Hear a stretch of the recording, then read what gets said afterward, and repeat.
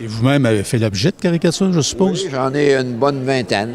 Oui, j'en ai une bonne vingtaine comme ministre de l'Éducation, ministre de l'Agriculture, parce qu'il faut vous rappeler, là, je ne veux pas parler trop de moi, mais j'ai eu 11 ministères, moi, dans ma carrière politique.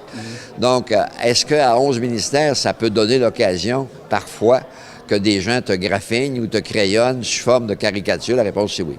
Est-ce que vous avez été choqué à l'occasion?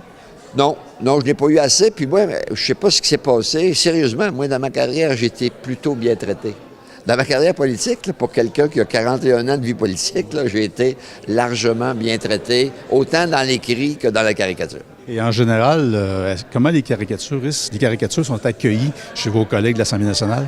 Règle générale, on les prend comme telles. Des caricatures qui, autrement dit, qui résument bien ce qu'ils veulent dire dans le contenu, c'est pas blessant, ça fait partie de la joute politique.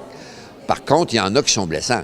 Là, quand on va sur des aspects physiques, des aspects un peu déplaisants, en grossissant le personnage, en exagérant, parce que le propre d'une caricature, c'est souvent un grossissement de la situation. Ça, je suis capable de lire ça. Mais là, c'est toujours la même chose. Peu, beaucoup, passionnément, à la folie. Donc, j'aimerais mieux qu'on reste au milieu. On a fait, sur l'équipe, on était 6 pour le dépouillement des sources journalistiques. On avait un bassin de tout près de 2000 dessins au départ. On a diminué, puis on a retenu 125 dessins qu'on jugeait les plus représentatifs des 150 dernières années d'histoire. Sur quels critères on se basait?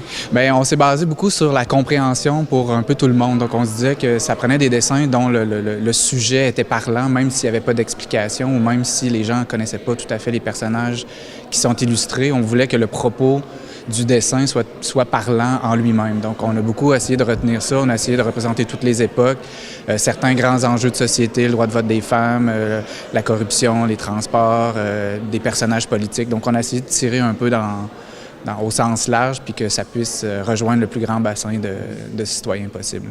Si je comprends bien, donc les caricatures étaient politiquement incorrectes à l'époque. Ça passerait pas aujourd'hui?